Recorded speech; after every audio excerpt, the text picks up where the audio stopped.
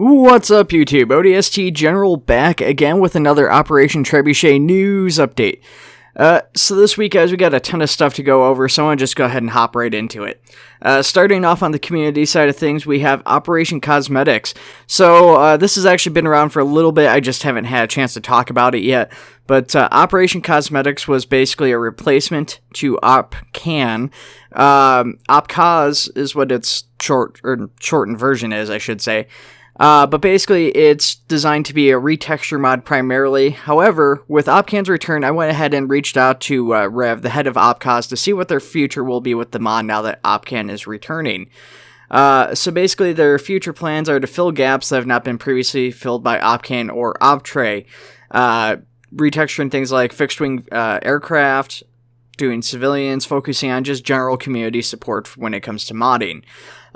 They also have some unique camouflages in it currently.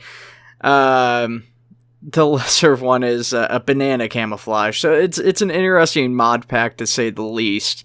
The quality of it does seem pretty good. I'm kind of curious to see what they do as far as like civilians and stuff. That's probably the most exciting thing for me, because I feel like up until recently, with the addition of the Arctic researchers, there really hasn't been much in the way of anything that looks civilian other than the cars or something.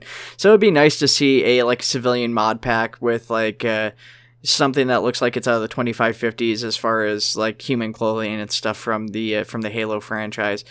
People wearing goggles, stuff like that. I would be pretty excited for that. Beyond that, we have Spec War Group 7, This one's kind of an interesting one. It's being run by Outshadow, who's just recently become a entry dev. I'll talk more about that in a little bit. This mod's focus is more on scripting, things of that nature. It includes very rudimentary elite camouflage system, very basic plasma grenades, and like long-range jetpacks, and a couple other things. Right now I feel like I'm maybe overselling it by calling it that stuff. It's basically just like the scripting, no actual effects or anything that make it look like that stuff, except for the jetpack, of course. With that being said, it's a promising mod. It's a very interesting concept, and I'm very excited to see where they go with it. It is still very early on in development, so we'll have to wait and see more on this one, but like I said, I'm pretty excited to see what they do with it. But like I said, I'll talk more about Outshadow and stuff in a little bit. We have Madrigal. Madrigal, being made by Nightovizard, has had a number of updates. This includes not only an update to the Liberation mission and a public server related to that. However, it also includes updates to the map itself, due in part to some of the assets that were removed from the mod in the last version. It's kind of forced Nightovizard to go back in and replace some of his stuff that he had on the map that became outdated. I know he's probably not too thrilled about having to remake that, but it benefits all of us. He had put in a bunch of additional work, changed up some more of the cities, even more stuff like that. I've briefly checked it out in editor, although I haven't had a chance to actually play it yet, so I'm pretty excited to actually get in there and play that Liberation mission, because it's a really exciting map. It's one of my, I would dare even say it's my favorite map related to Operation Trebuchet. That's all I have to talk about for Madrigal for, once again, right now, and I'll get back more into it in a little bit, but let's go ahead and talk about the big community one, which is the return of Opcan. So, if you guys are newer, came in with, the video from Kringles Pringles, or just haven't been around for a while, Opcan is probably, I would say, the biggest side mod, in notoriety. It's basically just it started off as a basic retexture pack, just bringing in realistic textures such as like Marpat, woodland camouflages, camouflages based off of Reach and the other Halo games like Infinity, all this stuff. And it's definitely evolved in scope and scale over time. It's added things like the M247H static machine gun, which has now gone into the official mod. So it added in things like the placeable barriers, which once again have been added into the official mod, but it's added this stuff in before the official mod has, so it's definitely been kind of interesting. It got the initial release of the Airborne pilot helmet, or whatever you want to call it, the Airborne helmet from Halo Reach.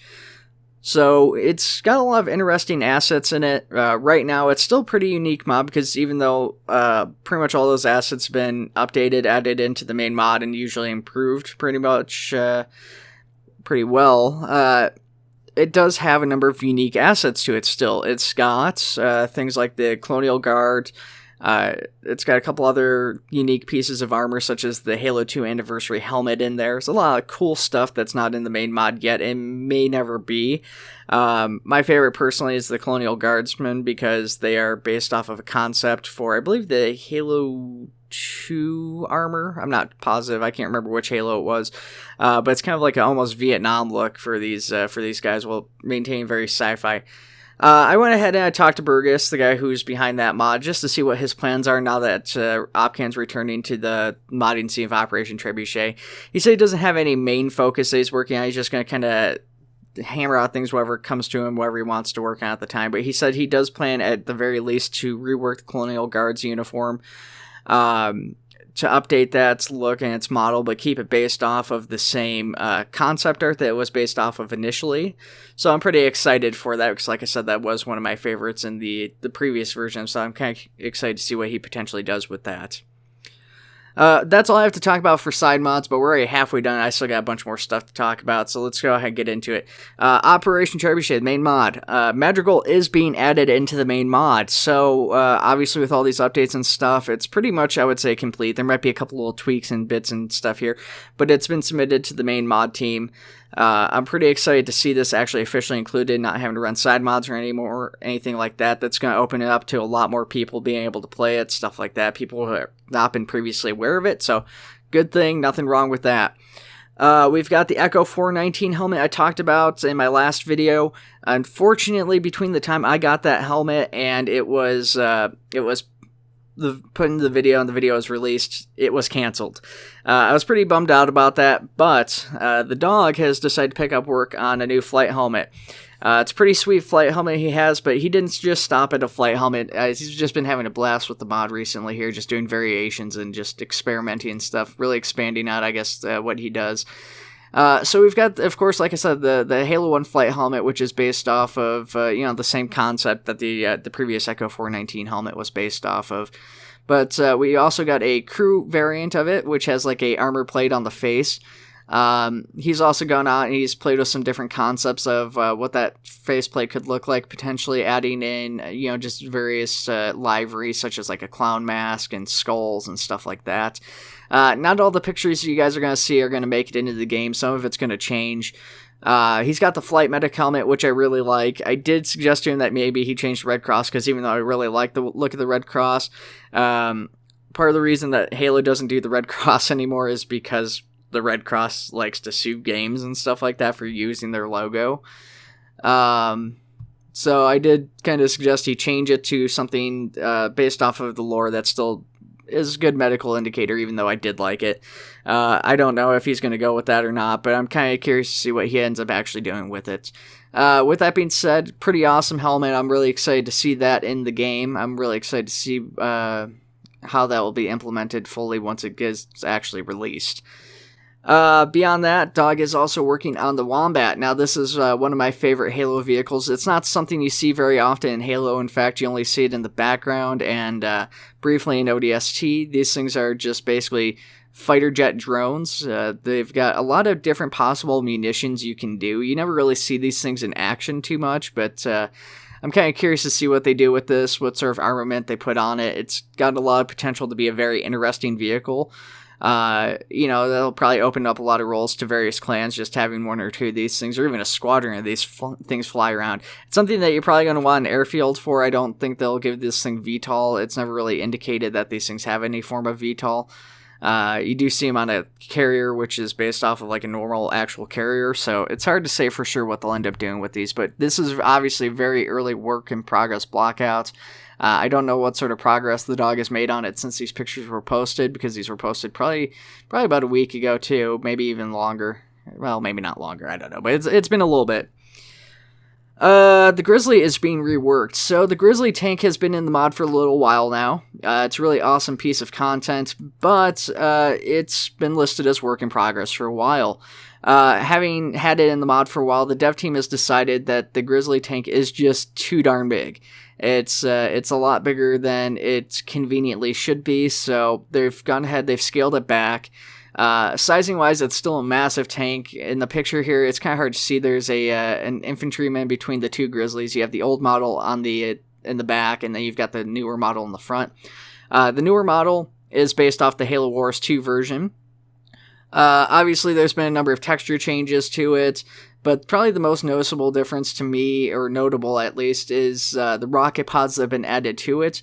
I don't know if these are going to be functional in any way, shape, or form, and if they are functional, how they will work, but I'm kind of fingers crossed that they do work and that they are functional in some way, shape, or form. Beyond that, of course, we have the coaxial machine guns and stuff is all still on there, still the double barrels. I don't know if the fire mode or anything else will be getting changed with this, or if it's just the model change of it getting shrunk down. Still, that's something to be, I would say that's probably something to be excited for. I mean, it's a good model either way you go, but the sizing was quite large. It did prevent it from being used on like the elevators and stuff like that called up units, so that might be why they're scaling it down. I'm not sure. We've got some Banshees with textures. So I was shared some images here, and some were posted of the Banshee here. We know that there's a couple versions of the Banshee work in progress: the space variant and the standard variant. The standard variant was shared into the news here just today. I've also got some other pictures that were shown to me of the space variant, which I was asked to not release, and another work in progress variant, which is a surprise, but it's definitely not something I expected, and I'm really excited to talk about this when the dev team's ready to announce that.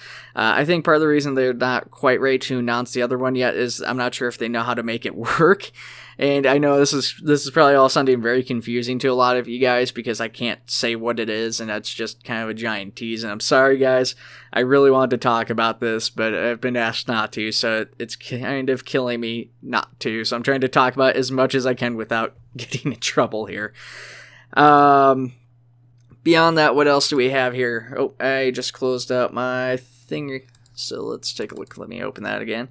Okay, what else? We've got the new OpTrade devs. We've got a couple of new OpTrade devs on the team, King and Outshadow.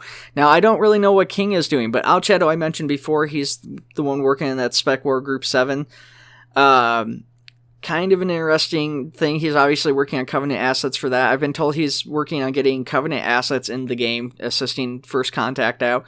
I also happen to know that Nightovizard, who just became a full dev, is also assisting with giving Covenant assets working a game properly, working out sounds and stuff like that for the weapons and the vehicles. I wouldn't be surprised if we had some Covenant vehicles, or at least a Covenant vehicle coming in the next update here. I don't know when that would be. That's probably still a little ways out, because I know that when I was being shown stuff for the Banshee, I was actually shown some video stuff like that. The flight model, I've been told, is work in progress. It's very, very likely it's going to change. And I was being shown off some sound content with it, just some of the sounds that are work in progress. And from the time I was shown sounds last night to being shown some new sounds, they've already changed, so it's kind of interesting to see how fast that's changing in some of those respects. Beyond that, a community member posted that Halo Outpost Discovery is open to discussion panels, things like that for the community.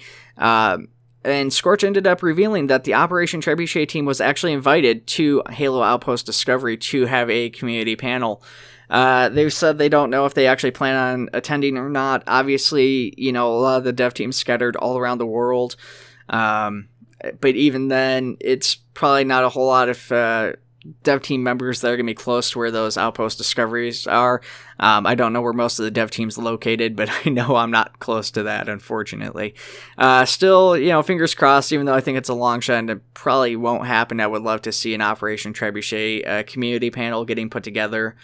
Beyond that, what else do we have? We've got a new ship being worked on. Actually, there's 2 new ships being worked on. I don't have really any details to this, unfortunately, to share with you guys. It's not that I've been asked not to share, it's just that I really don't know. We know that Drake Darren's working on a Covenant Corvette, or at least was at some point in the past.